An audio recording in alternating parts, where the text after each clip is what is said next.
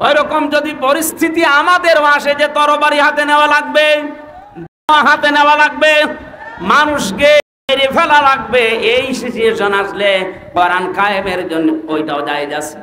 আমাদের এখন থেকে জীবনের টার্গেট থাকা লাগবে, আমি চাই করি না কেন কোরআন এদেশে কায়েম হবে, এদেশে কোরআনের আইন চলবে, এটা আমার জীবনের প্রথম কাজ আমি বানিয়ে নেব।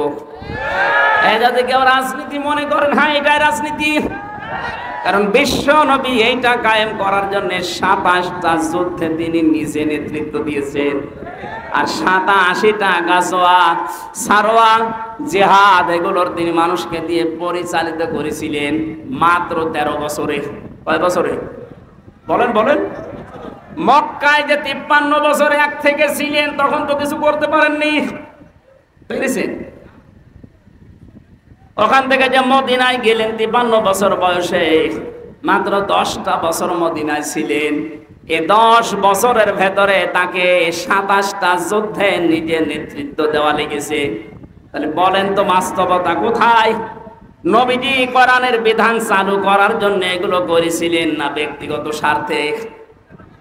কোরআনের জন্য যদি উনি নিজে জিহাদের ময়দানে সেনাপতির দায়িত্ব পালন করে, তা একটা দুইটা না 27টা। ওইরকম যদি পরিস্থিতি আমাদের আসে যে তরবারি হাতে নেওয়া লাগবে, হাতে নেওয়া লাগবে, মানুষকে ফেলা লাগবে, এই সিচুয়েশন আসলে কোরআন কায়েমের জন্য ওইটাও জায়েজ আছে। আর ওইটা যদি কেউ রাজনীতি মনে করেন, জিহাদ মনে করেন, হ্যাঁ ওইটাই আমার জিহাদ, কারণ আমার জীবনের আসল টার্গেট ইন্নাল্লাযী ফারাদা আলাইকাল কুরআন লারাদ্দুকা ইলা মাআদ। আমি চাই আল্লাহর এই জমিনে অন্য কারো বিধান চলবে না, আমি চাই আল্লাহর বিধান দিয়ে জমিন চলবে। আলা লাহুল খালকু ওয়াল আমরু, বানিয়েছেন যিনি, আইনও চলবে তার। কথা বলেন ঠিক কিনা?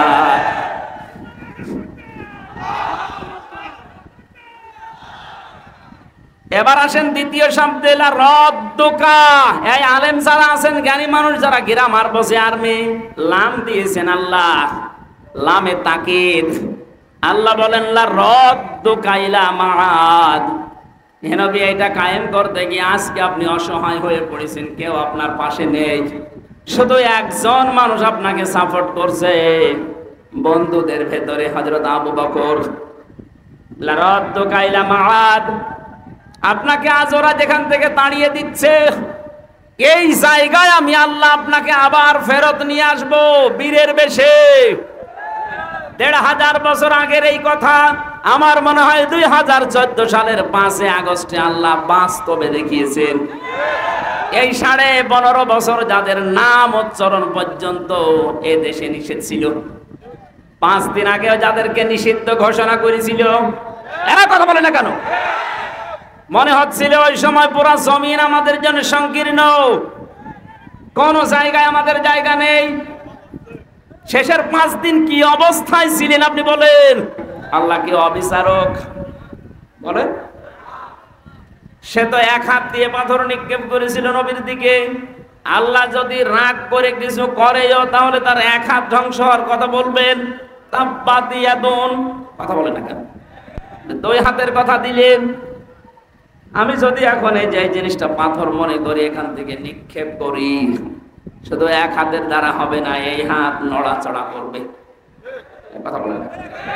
আপনি দেখেন কোন পাথর নিয়ে যদি জোরে নিক্ষেপ করেন দূরের দিকে, এই হাত দিয়ে যদিও মারেন, এই হাত নড়াচড়া করবে, সাপোর্ট দিচ্ছে, সমর্থন জানাচ্ছে। আল্লাহ পাক বলেন, যখন পাথর নিক্ষেপ করে নবীর দিকে এক হাত দিয়েই করেছিল, কিন্তু এই হাত দিয়ে একটু নড়াচড়া করেছে, এই জন্য আমি ওই হাতও রাখলাম না, নষ্ট করে দিলাম।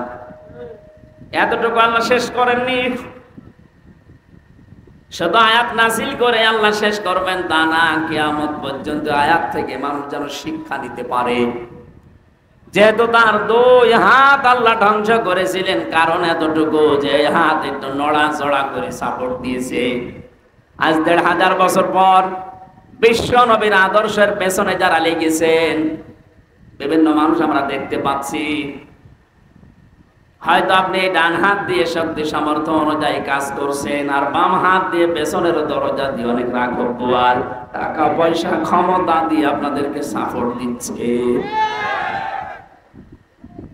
আবু লাহাবের যদি এক হাত দিয়ে পাথর নিক্ষেপ করে দুই হাতে ধ্বংস হয়ে যায়, আজ বিশ্বে যারা মুহাম্মদুর রাসূলুল্লাহর আদর্শের পেছনে লেগেছে আর পেছনে যারা নড়াচড়া দিচ্ছে বাম হাতের মতো, কাউকে আল্লাহ ছাড় দেবে না, ধ্বংস করে দেবে। আল্লাহ পাক বলেন, মা আগনা আনহু মালুহু ওয়া মা কাসাব। শুধুমাত্র সে না, তার দুই হাত না, অতাব্বা সে ধ্বংস হয়েছিল, এটা প্রমাণিত। কতদিন পর্যন্ত মরে প্লেগ রোগে পড়েছিল ঘরের ভেতরে, যখন দুর্গন্ধ ছড়িয়েছে এলাকার মানুষেরা তার সন্তানদেরকে আত্মীয় স্বজনদেরকে যখন ঘৃণা ঘৃণা ঘৃণা এই শব্দ উচ্চারণ করেছে যে আপনারা মানুষ, আপনাদের কারণে এলাকায় আমরা বাস করতে পারি না। লোকটা মরে পড়ে তাকে কবর দেওয়া, মাটিতে দেওয়া, ওর কাছে যাওয়া সব ভয় আছে। এখানে নবীজির পেছনে যারা লাগে, তার দুশমন যারা, তাদেরকে আল্লাহ এত বেশি অপমান করে, অপদস্থ করে। আপনি দুনিয়ার দিকে তাকান, এই ১৫০০ বছরও আল্লাহ ঠিক ওইটাই করছে। ওদেরকে এত নিচে নামা, এত অপমান করে, ওর কাছেও মানুষ যেতে রাজি না। এই কালা মানিকের দিকে তাকান, হয়তো নবীজিকে কিছু বলেনি, কিন্তু নবীর নায়েব যারা, নবীর ওয়ারিস যারা, নবীর উত্তরাধিকারী, নবীর আলেম যারা, তাদের পেছনে সবচাইতে বেশি ভূমিকা ছিল এই লোকটার। এক কথা বলে না কেন? এবং হাসানুল হক ইনুর, রাশেদ খান মেননের, এই শয়তানরা আর যাই করুক, আলেমদের পেছনে লাগার ১ নাম্বার উস্তাদ ছিল। আল্লাহ এদের অপমানও বেশি করেছে। আর উপরে ঠিকঠাক, ভেতরে সদরঘাট যারা ছিল, উপরে আলেমদের সাথে ভালো ব্যবহার করত, আর ভেতরে গোড়া কেটে দিত। তার ভেতরে হাউ আঙ্কেল একজন, ছোট হুজুর যে পিসকে হুজুর, ওইটা আমার সাথে ছিল ছেলে, ও আমারে বলছিল, হামজা ভাই এই হাউ আঙ্কেল উপরে উপরে আমরা দেখি অনেক ভালো মানুষ, ব্যবহারও ভালো করতো। রিমান্ডে আমারে যখন নিয়েছে, হাতির ছিলে রাত 12:30টার সময় আমারে নিয়ে গেল। দুই দিকে রাস্তা ব্লক করা, 12:30 একটায় আমার পুরা পোশাক খুলেছে, হাতে আমার সিগারেট লাগিয়েছে, আর একটা অর্ধ উলঙ্গ মেয়ে লোক কোথা থেকে যেন নিয়ে এসে আমার পাশে দাঁড় করিয়ে ছবি তুলছে। যারা যারা আছে আমার সামনে, পুলিশের কনস্টেবল এসআই যারা, ওরা বলছে এইটা সকালবেলা ইন্টারনেটে দিয়ে দেব, মানুষকে জানবে দেশের মানুষ যে হুজুর কত খারাপ। এত অসহায় মনে হচ্ছিল নিজেকে। এমনিতেই তো আমি ছোট মানুষ ওদের তুলনায়, আমার বয়স বেশি, কিন্তু আমি তো সাইজে ছোট। যে মেয়ে লোককে নিয়ে এসেছে তার মাথা পর্যন্ত আমি, এত লম্বা মেয়ে লোক, আর আমি তো মাত্র 2 হাতের বেশি না, আমারই মাজা পর্যন্ত। এক এসআইকে ডাক দিয়ে বললাম, ভাই আপনারা যা করছেন এটা কি হারুন সাহেব জানেন? জানেন না মানে? উনি তো করাচ্ছে। অথচ তার আগের দিনও রিমান্ডে এত ভালো আচরণ আমার সাথে করে গেল। মাওলানা সাইদি সাহেব, মাওলানা মামুনুল হক, এমনকি আমির হামজা, এ সমস্ত নাম নিয়ে বেশ ভালো ভালো কথা বলছিল আমার মুখ থেকে কিছু বের করার জন্য। অথচ আজকে নাকি আচরণগুলো সব তার নির্দেশে হচ্ছে। চোখের পানি ফেলে দিয়ে বললাম, মাবুদ আমি আর যাই হয় তোমার নবীর ওয়ারিস। কথা বলো না কেন? আজকে যা করলো তুমি তো দেখলে, কালকে নাকি ওরা ইন্টারনেটে দেবে। যা যা করেছে আল্লাহ, তুমি যদি সত্যি এগুলো দেখতেছো, আমার বিশ্বাস তুমি ওর সাথে এরকম করো। আল্লাহ করে না? হ্যাঁ বলেন বলেন। ও ছোট হুজুরের হয়তো কয়েক ইঞ্চি আমি জানি না, কিন্তু এর যে 3 ইঞ্চি, তামাম দুনিয়া চিনি ফেলেছি। অনেক মহিলারা এখন জিকির করছে 3 ইঞ্চি 3 ইঞ্চি। মানুষ জিকির করে আল্লাহ, আর ওরা জিকির করছে 3 ইঞ্চি। আলেমদের উপরে উপরে অনেককে ভালো ব্যবহার করতে দেখেছি। কাউন্টার টেরোরিজমের রিমান্ডে কিন্তু ভেতরে ভেতরে এই মানুষগুলো এত বেশি জঘন্য আচরণ করেছে, একটাকে আল্লাহ ছাড়ে নাই। আমার যে লোকটা 11 ঘন্টা টাঙিয়েছিল এই আসাদুজ্জামান, কাউন্টার টেররিজমের প্রধান, একটা মানুষ নামে কলঙ্ক, একটা টাটকা নির্ভেজাল শয়তান, আমার কালো কাপড় দিয়ে চোখ বেঁধে নিয়ে মাটির নিচে নিয়ে মানুষকে বলতো পিটা। অথচ নিজের কামরায় যখন নিয়ে যেত রাতে, তখন তার আচরণ ফেরেশতার মতো। পরবর্তীতে কনস্টেবল যারা, এসআই যারা, ওদের জিজ্ঞাসা করতাম, ভাই এই এই যে আচরণ গুলো করলো, উনি জানে না। জানে না মানে উনি তো করাচ্ছে। আমার মোবাইলটা 3 বছর পরে আদালত ফেরত দিয়েছে কয়েকদিন আগে। আমার মামলা সব খারিজ হয়ে গেছে, ওই দিন ফ্ল্যাশ মেরে সব নষ্ট করে দিয়েছি। এমন কোনো কিছু নেই যে ওরা দেখে নাই, যা ছিল।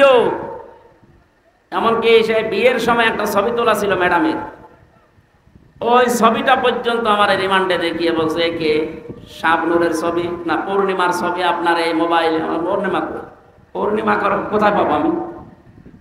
দেখি ওই ম্যাডামের বিয়ের ওই ছবি, আমার ম্যাডাম। এবার আমার বলছে, হুজুর এত সুন্দর বউ পাই কি করে? দাঁড়ান, আপনার বউ তুলে নিয়ে আসছে। বলেন ওর চরিত্র কি দেখেছি? আমি আর যাই হয়, আমি নিজে আলেম দাবি করি না, কিন্তু মানুষ তো আমারে আলেম বলে। এক কথা বলে না কেন? দেশের শিক্ষা ব্যবস্থা অনুযায়ী অন্তত আমার সার্টিফিকেট আছে। আমি কামেল করেছি ফেকা নিয়ে, আমি অনার্স মাস্টার্স করেছি কোরআন নিয়ে। এই হিসাবে মানুষ আমাকে এই দেশের সার্টিফিকেট অনুযায়ী আলেম বলে। নবীর ওয়ারিস আমাকে ভাবে আপনি যা করলেন জেনে শুনে, অথচ মাঝে মাঝে এসে বলতে আপনার কোনো দোষ নেই। আমরা জানি দোষ নেই, আপনি এগুলো করেন কেন? সাধারণ যেভাবে আচরণ করেন মানুষের সাথে ওইরকম করেন, জেলে দিয়ে দেন। জেলে থাকা অত ঝামেলা না, কিন্তু আমরা রেখেছিল যে ফাঁসির কন্টেম সেলের ভিতর 24 ঘন্টা তালা লাগিয়ে রাখত। এদিকে 2.5 হাত, এদিকে 3.5 হাত, মনে হচ্ছে কবরে আছে। এটা 2 দিন 5 দিন 7 দিন 3 বছর একটাকে আল্লাহ ছাড়ে নাই। দেখেন যেইগুলো এরকম উপরে ভালো ছিল ফিটফাট, ভেতরে সদরঘাট, প্রত্যেককে আল্লাহ অপমান করেছে। অন্তর্বর্তীকালীন সরকার আসার পরে দেখি ওদেরকে সব ওএসডি করেছে। শুধু ওএসডি না, ওদের এখন যা অবস্থা। সেদিন আমার মামলার রায় হওয়ার দিন আমি আদালতে দাঁড়িয়ে কল দিয়েছিলাম, মামলা রায় হয়েছে। এতদিন ওরে আমি স্যার বলতাম, এখন দেখো উল্টো করে আমার স্যার বলছে। বলছে, স্যার আপনি কল দিয়েছেন, আলহামদুলিল্লাহ, আপনি জীবনে যেন আর আমার নামে কিছু বললেন না। বললেন না মানে? তুই ধরা পড়ার পরে আমার বাবার কাছ থেকে 10 লাখ টাকা নিয়েছিস। বললে যে হুজুরের নামে আমরা আর মামলা দেব না, টাকা দিন। আমার বাবা একেবারে হন্তদন্ত হয়ে তাড়াতাড়ি করে 8 লাখ পাঠিয়েছে। বললি যে মামলা দেব না, নাই তো 50টা মামলা দেব। কথা ঠিক রাখেন, টাকাও নিল, আর একটা মামলাও দিল, আবার রিমান্ডেও নিল। এদের যে চরিত্র, এরা যা করেছিল উপরে উপরে, আর ভেতরে যা করেছে, জঙ্গি নাটক সাজিয়ে মনিরুল আমার নামে এই মামলা দিয়ে এমন এমন কাজ করেছিল, মনে করেছিল এর দ্বারা বাংলাদেশ জামাতে ইসলামী এবং ছাত্র শিবিরকে এদেশের এবং বাইরের দেশের মানুষের কাছে একে কালার করে দেব। আল্লাহ পুরা উল্টিয়ে দিয়েছে। জামাত আর শিবিরে দেশে এখন যে জঙ্গি না, এটাতে মানুষের সঙ্গী, এটা প্রমাণ হয়ে গেছে। ডাক্তার শফিকুল ইসলাম মাসুদ মাদ্দাজিল্লুহুল আলী বড় ভাই ঘোষণা দিয়েছে, এদেশে যদি ইসলাম উপরে উঠতে পারে, ক্ষমতায় যেতে পারে, জঙ্গি মুক্ত রাষ্ট্র আমরা উপহার দেব। ওদের এখন গাত্রদাহ শুরু হয়ে গেছে। এই আবার কোন কোন মন্ত্র পড়ছে। তোমরা যেটা দিয়ে উল্টা পাল্টা রিপোর্ট তৈরি করে বাইরের দেশকে দেখিয়ে যে না, এদেশ কোরআনের হাতে দেওয়া যাবে না, এদেশে জঙ্গি আছে, পুরাটা নাটক বানিয়ে মঞ্চস্থ করতে সব এখন উল্টিয়ে গেছে। বাইরের যত দেশ এখন সবাই প্রমাণ পাচ্ছে না এদেশে যারা ইসলামপন্থী এই মানুষগুলো জঙ্গি না, এদেরকে জঙ্গির ট্যাগ লাগানো হয়। ট্যাগ লাগায় কারা? যারা আসল জঙ্গি। কথা বলেন। জঙ্গির নামে যে লোকটার ফাঁসি দিয়েছেন নাটক করে, আব্দুর রহমান শায়েক, এই লোকটা আপনাদেরই আত্মীয়, আমি নাম নিলাম না। কথা বলছে না কেন? এই জন্য আমার কথা ছিল, আপনার যে মাল সম্পদ, আপনার যে রায়, আপনার যে সমর্থন, হয়তো ডাইরেক্ট অনেকে নবীর বিরুদ্ধে, নবীর ওয়ারিসদের বিরুদ্ধে কিছু করে না, পেছনের লাইন দিয়ে অনেকে সাপোর্ট দেয়, তাদেরকেও আল্লাহ ছাড়ে নাই। কারণ এই আয়াত আল্লাহ ১৫০০ বছর আগে দিয়েছে, কিয়ামত পর্যন্ত ছাড়বেও না। সায়াসলা নারং যাতা লাহাব, অতি শীঘ্রই আমি তাকে লেলিহান আগুনে প্রবেশ করাবো। অমরাত, তার স্ত্রীকেও, কারণ তার স্ত্রীও নবীর বিরুদ্ধে ছিল। এখান থেকে প্রমাণ হয় যে সমস্ত মেয়েলো কাজ তার স্বামীরা নবীজির বিরুদ্ধে, ইসলামের বিরুদ্ধে, আর বউগুলো মেয়েগুলো ইসলামের বিরুদ্ধে অবস্থান নিয়ে স্বামীকে সাপোর্ট করছেন, তাদেরকেও স্বামীর সাথে জাহান্নামে দেওয়া লাগবে। এই জন্য বিবেক আপনার আছে, আপনি তার গরু ছাগল না। এটা শুনছেন, পাল্টাবেন নিজেকে। আমরা আসল কথায় আসি। আমরা শুধু নবীর মিলাদে, জন্মে আমরা খুশি না, আমরা নবীর আদর্শে খুশি। কারণ জন্ম নিয়ে, মিলাদ নিয়ে যারাই খুশি আমরা দেখতে পাচ্ছি তারা সব জাহান্নামী। কথা বলেন ঠিক কিনা? আর দুইজন চাচার কথা জানি, একজন হামজা আর একজন আব্বাস। এই দুইজন আপন চাচা, কিন্তু তারা শুধু জন্মের সময় খুশি ছিল না, তারা খুশি ছিল, আনন্দ করেছে নবীর আদর্শ পেয়ে। এই কথা বলেন না কেন? তারা এত বেশি খুশি হয়েছিল নবীর আদর্শে। এই হামজা, এই লোকটা তীর ধনুক চালানোর উস্তাদ ছিল। পশু পাখি শিকার করতে বের হতো। একদিন এক হরিণের পেছনে দৌড়াচ্ছে, মানুষ দেখলে তো হরিণ দৌড়ায়। হযরতে হামজা তীর নিয়ে যখনই তিনি জঙ্গলের ভেতরে এগিয়ে যাচ্ছেন, হরিণ দেখে নিজের কাছে চলে আসতেছে। কি গো আশ্চর্য, হরিণ তো দৌড়াবে আর আমার কাছে আসে। হরিণ একেবারে কাছে আসার পর ডাক দিয়ে বলে, মাবুদ, জীবনে আমার জবানটা খুলে দাও, আমি শুধু নবীর পক্ষে একটা কথা বলে জীবনটা ধন্য করি। আমি আগেই বলেছিলাম, নবীজির জন্য পৃথিবীতে যে যা করেছে একটাও আল্লাহ নষ্ট করেনি, একটাকেও আল্লাহ পাক না দিয়ে পারেননি। হরিণ যখনই বলেছে আমি নবীর পক্ষে একটু কথা বলতে চাই, আল্লাহ তার জবান খুলে দিয়েছেন। মানুষের মতো এসে বলে, হামজা, তুমি আমাকে শিকার করার জন্য পেছনে দৌড়াচ্ছিলে, অথচ আমি নিজে শিকার হওয়ার জন্য তোমার হাতে ধরা দিচ্ছি, কারণ আছে। আমি একটা কথা বলতে চাই, আমাকে শিকার করে, জবাই করে, রান্না করে খেয়ে ফেলো, কোনো অসুবিধা নেই। আমার দুইটা বাচ্চা পর্যন্ত কাঁদছে, তাদেরকেও দরকার হয় সাথে নিয়ে আসি। কিন্তু তোমার এতিম ভাতিজা ভাই নেই, তার একটা সন্তান আব্দুল্লাহর ছেলে মোহাম্মদ। এদেশের নেতা যাকে তোমরা মনে করো আবু জেহেল, রক্তাক্ত করে কাবার পাশে ফেলে রেখে দিয়েছে। আমি তোমার কাছে জানতে চাই, এর কোনো প্রতিবাদ তোমার জানা আছে কিনা? তুমি কিছু করতে চাও?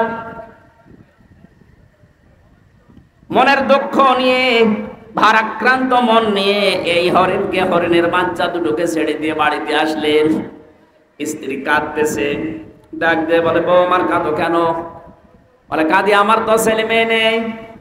আমি কাঁদি এই কারণে, তোমার ভাইয়ের ছেলে মোহাম্মদ এতিম মানুষ, তারে আজকে আবু জেহেল মারধর করে কাবার পাশে রক্তাক্ত করে ফেলে রেখেছে। কিছু করবা কিনা? যদি কিছু না করো, আমি তোমার জন্য রান্না বাড়া সব বন্ধ করে দিলাম। নবীজির চাচি হযরতে হামজার স্ত্রীর এই কথাটাকে আল্লাহ ফেলে দেয়নি। সিরাত ইবনে হিশামের ভেতরে আল্লাহ পাক তাকে চিরন্তন করে দিয়েছেন। বলেন সুবহানাল্লাহ। দৌড় দিয়ে ওই ধনুক নিয়ে চলে গেলেন। আবু জেহেল কয়েকজন সাঙ্গ পাঙ্গ নিয়ে মিটিং করছিল যে আজকে মুহাম্মদকে জনমের পিটানো পিটিয়েছি। তীর ধনুক নিয়ে বললে, কেন তুমি আমার ভাতিজাকে মারলে? এই বলেই করলেন আঘাত। ফেনকি দিয়ে আবু জেহেলের মাথা থেকে রক্ত বের হওয়া আরম্ভ হয়ে গেছে। ডাক দিয়ে বললেন, দেখো, আমার ভাই বেঁচে নেই, কিন্তু আমি হামজা এখনো পর্যন্ত জীবিত আছি। আমি তার ধর্ম মানি না, তার যে নিজের নতুন ধর্মের দিন, এটা আমি মানি না, বিশ্বাসও করি না। কিন্তু আমি বেঁচে থাকা অবস্থায় আমার ভাতিজার দিকে যেন কোনোদিন তোরে না তাকাতে দেখি। ঠেট যখন দিচ্ছিল আশপাশের সাঙ্গ পাঙ্গ, তারা ডাক দিয়ে বলে, নেতা, শুধু অর্ডার দেন, হামজাকে আমরা শুইয়ে দেই। আবু জেহেল বলেছে, দেখো, ও যখন কথা বলছিল আমার মনে হচ্ছে ওর দুই পাশে দুইটা বাঘ দাঁড়িয়ে আছে। সিরাত ইবনে হিশামে লেখা আছে এই দুইটা বাঘের আকৃতি তাকে আল্লাহ দেখিয়েছিলেন শুধু নবীর পক্ষে হযরত হামজা থাকার কারণে। বাড়িতে গেলেন, যাবার পথে হযরতে মুহাম্মদুর রাসূলুল্লাহ কাঁধ হয়ে পড়ে আছে পাহাড়ের পাদদেশে, মাথাটা তার উরুর উপরে নিলেন, ডাক দিয়ে বললেন, ভাতিজা তোমাকে যে আঘাত করেছিল এই মুহূর্তে তাকে আমি আঘাত করে রক্তাক্ত করে ফেলে রেখেছি, তুমি খুশি হয়েছো? নবীজি এবার চোখ তুলে তাকালেন, বললেন, চাচা আপনি এসেছেন, আমার শত্রুকে আপনি ওই পরিমাণে মার দিয়েছেন, আপনি আমাকে বলেন খুশি আছো কিনা? না, আমি খুশি হইনি। হযরত হামজা ওই সময় বলেছিল, ভাতিজা কি করলে তুমি খুশি হবে তাই বলো, আমি আজ তাই করব। নবীজি বললেন, চাচা সত্যি আপনি আমাকে খুশি দেখতে চান, আনন্দিত চান? বলে, হ্যাঁ চাই, বলো। আপনি আবু জেহেল সহ তামাম পৃথিবীর সবাইকে যদি মারধর করেন আমাকে খুশি পাবেন না। আমি খুশি হব তখন যখন আপনি আমার এই আদর্শটা মেনে পড়বেন, লা ইলাহা ইল্লাল্লাহ মুহাম্মাদুর রাসূলুল্লাহ।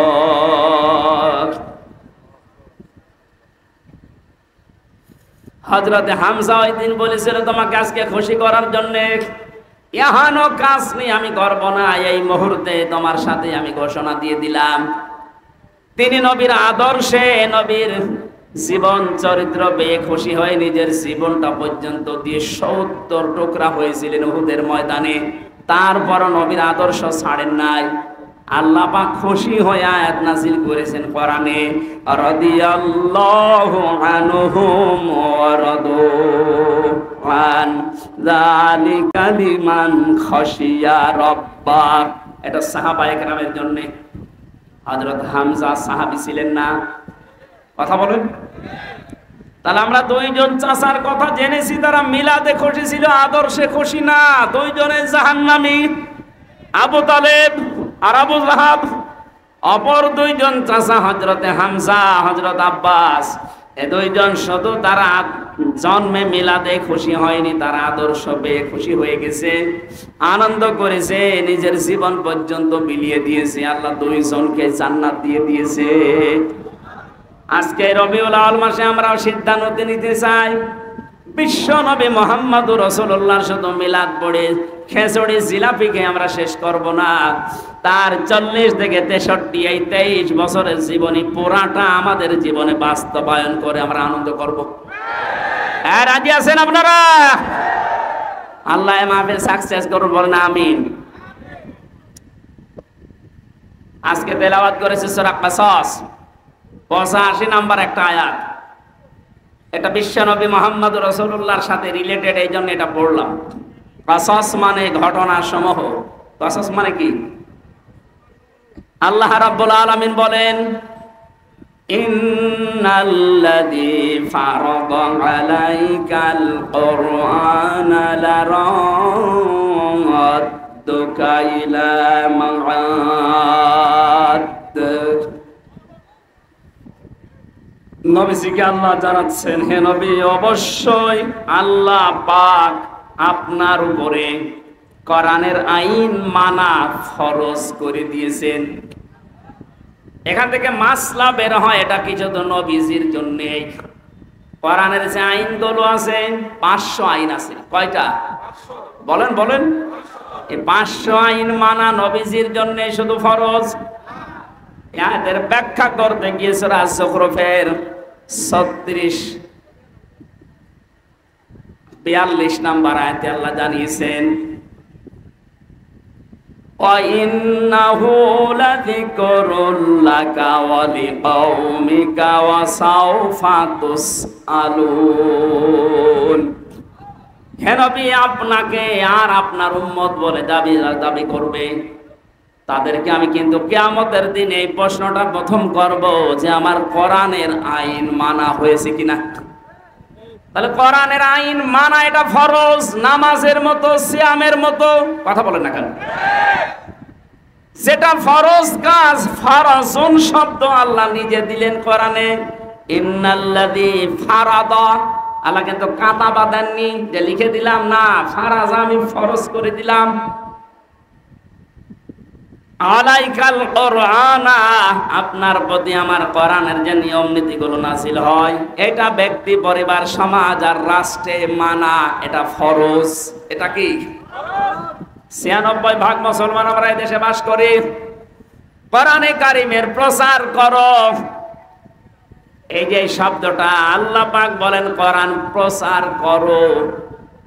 ওয়াযাক্কির ফাইন্নায যিকরা তানফাউল মুমিনিন। হে নবী, আপনি কোরআনের আলোচনা করেন, কোরআন প্রচার করেন, এটা মুমিন যারা তাদের উপকার হবে। এ বিধানটা কার? আরো জোরে বলেন। অথচ ১৫.৫ বছর এ কোরআন প্রচার করো এ আদেশ মানতে গিয়ে এ মোস্তফা সাহেবের মতো মানুষেরা বহু মানুষের সাথে বার্গেনিং করা লেগেছে। আমি তো রংপুরে জেল থেকে বের হওয়ার পরে কয়েকটা অনুষ্ঠানে এসেছিলাম। ওই আগস্টের ৫ তারিখে ইনি একজন মেয়র রানিং তখন, তারপরও যারা দায়িত্বে ছিল ওই সময় ওই সমস্ত মানুষের সাথে বার্গেনিং করা লেগেছে ৯৬% মুসলমানের দেশে। কেন আমি কোরআন প্রচারের এই অনুষ্ঠানে বাধা দেবেন বলেন? ওরা জবাব দিতে পারেনি। এই যে সাক্ষী বসে আছে, জিজ্ঞাসা করেন, পুলিশ কমিশনের কাছে পর্যন্ত ওনার বার্গেনিং করা লিখেছে। অথচ কোরআন প্রচার করা এ নির্দেশ আল্লাহর, এ আইন কার? বলেন বলেন। এই আইনটা মানা তো তার জন্য ফরজ ছিল, কিন্তু নিজের চেয়ার ঠিক রাখতে গিয়ে, জালেমের তোষামত করতে গিয়ে, জালেমের স্বপ্ন পূরণ করতে গিয়ে তারা কোরআনে পর্যন্ত বাধা দিয়েছে। আল্লাহ পুরাটা উল্টিয়ে দিয়েছে আজ। সুতরাং কোরআনের আইন মানা ফরজ। আমার মনে হয় উনি যেহেতু কোরআন হাদিস পড়ে, কোরআন প্রচার হবে, প্রসার হবে, মানুষ জানবে, শুনবে, মানবে। এটা নফল না, এটা ফরজ। আজকের এই আয়োজনে হাজার হাজার টাকা খরচ এমনি খেলা করার জন্য না। লক্ষ মানুষের ভেতরে একটা মানুষও যদি মন মানসিকতা পরিবর্তন হয়ে আল্লাহর বিধানের দিকে ঘুরে আসে, যত মানুষ এই অনুষ্ঠানে টাকা দিয়েছেন প্রত্যেকের টাকা ওসমানের মতো কবুল হয়ে যাবে। নবীজিকে আল্লাহ জানিয়েছেন আমার কোরআনের আইন মানা ফরজ। যত আইন আছে সব, না কয়েকটা? বলেন বলেন। তাহলে কোরআন প্রসার করা, কায়েম করা, এর জন্য অর্থ খরচ করা, সময় দেওয়া। আজকে গুরুত্বপূর্ণ সময়গুলো, টাকাগুলো সব আমরা খরচ করছি এইটাই, কারণ আমাদের নির্দেশ যে আপনি প্রসার করেন, কায়েম করেন। কারণ ৩টা জায়গায় যদি কেউ অর্থ খরচ করে, ওই টাকার হিসাব আল্লাহ কিয়ামতে নেবেন না। ১ নম্বরে কোরআন প্রসারে যদি কারো টাকা পয়সা খরচ হয়, আজকের কোরআন এই প্রচারের অনুষ্ঠানে যদি আপনার 10টা টাকাও খরচ হয়, কিয়ামতে ওই 10 টাকার হিসাব দেওয়া লাগবে না। বলেন মারহাবা। ২ নম্বরে, এই পৃথিবীতে কোনো মানুষ যদি জিহাদের ময়দানে কাজ করে, তার পেছনে যদি আপনি খরচ করেন, যেতে পারেন না, তাকে সাহায্য করেন, ওই টাকার হিসাব দেওয়া লাগবে না। ৩ নম্বরে, যদি আপনার পরিবারস্থ লোকদের জন্য, বিশেষ করে যাদের সাথে রক্তের সম্পর্কগুলো আছে, এদের পেছনে যদি আপনার টাকা খরচ হয়, ওই টাকার হিসাব দেওয়া লাগবে না। এখানে মাসলা আসে, আজ অনেকে কৃপণ এত বেশি পরিবারস্থ লোকদের জন্য খরচ করতে চান না। না, এটা উচিত না। আপনার টাকার যখন হিসাব দেওয়া লাগবে না, তখন পরিবারস্থ লোকদের বিনোদন দেওয়ার জন্য বিশাল টেলিভিশন কিনে দেবেন। শরীয়তের ভেতর থেকে যতটুকু বিনোদন দেওয়া যায় অতটুকুর জন্য যদি আপনি তার জন্য টাকা খরচ করেন, এই যে মনে করেন ওয়াইফাই লাইন নিয়েছেন, ইন্টারনেট, প্রতি মাসে ১,০০০ টাকা বিল দেওয়া লাগে। আপনি যদি দেখেন আপনার ছেলে মেয়ে, আপনার বউ এই ইন্টারনেট ফ্রি থাকার কারণে মাসে প্রতিদিন এখান থেকে কোরআনের নির্দেশগুলো নামায়, নবীজির হাদিসগুলো ওখান থেকে নামিয়ে পড়ে, এরকম পরিবেশ যদি আপনি তৈরি করে ইন্টারনেটটা নেন, ওয়াইফাই লাইন নেন, যত টাকা এর পেছনে খরচ করবেন, এই টাকার হিসাব দিন প্রচারে কায়েম হয়ে যাবে, হিসাব দেওয়া লাগবে না। কিন্তু পরিবেশ তৈরি না করে যদি ওয়াইফাই লাইন নিয়ে দেখেন আপনার মেয়ে, আপনার ছেলে উলঙ্গ নাচ দেখছে, আপনার তো ডবল সওয়াব হবে। এজন্য পরিবেশটা তৈরি করা লাগবে। আমি যে কথা বোঝাতে চাচ্ছিলাম, কোরআনের আইন মানা যেহেতু ফরজ, আমাদের এখন থেকে জীবনের টার্গেট থাকা লাগবে, আমি যাই করি না কেন কোরআন এদেশে কায়েম হবে, এদেশে কোরআনের আইন চলবে, এটা আমার জীবনের প্রথম কাজ আমি বানিয়ে নেব।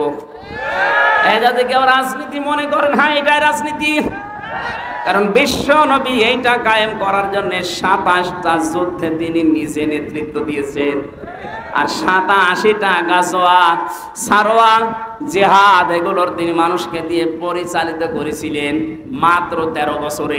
কয় বছরে বলেন বলেন?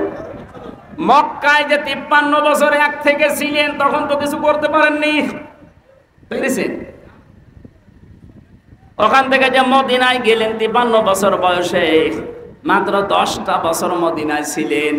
এই 10 বছরের ভেতরে তাকে 27টা যুদ্ধে নিজে নেতৃত্ব দেওয়া লেগেছে। তাহলে বলেন তো বাস্তবতা কোথায়? নবীজি কোরআনের বিধান চালু করার জন্য এগুলো করেছিলেন না ব্যক্তিগত স্বার্থে?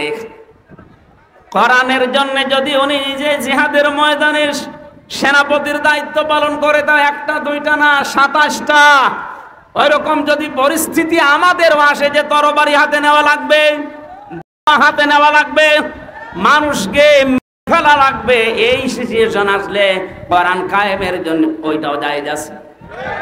আর ওইটা যদি কেউ রাজনীতি মনে করেন, জিহাদ মনে করেন, হ্যাঁ ওইটাই আমার জিহাদ, কারণ আমার জীবনের আসল টার্গেট ইন্নাল্লাযী ফারাদা আলাইকাল কুরআন আলা রাদ্দুকা ইলা মাআদ। আমি চাই আল্লাহর এই জমিনে অন্য কারো বিধান চলবে না, আমি চাই আল্লাহর বিধান দিয়ে জমিন চলবে।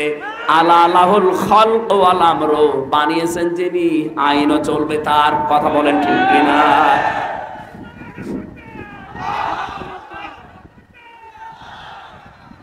এবার আসেন দ্বিতীয় শব্দে, রদ্দুকা।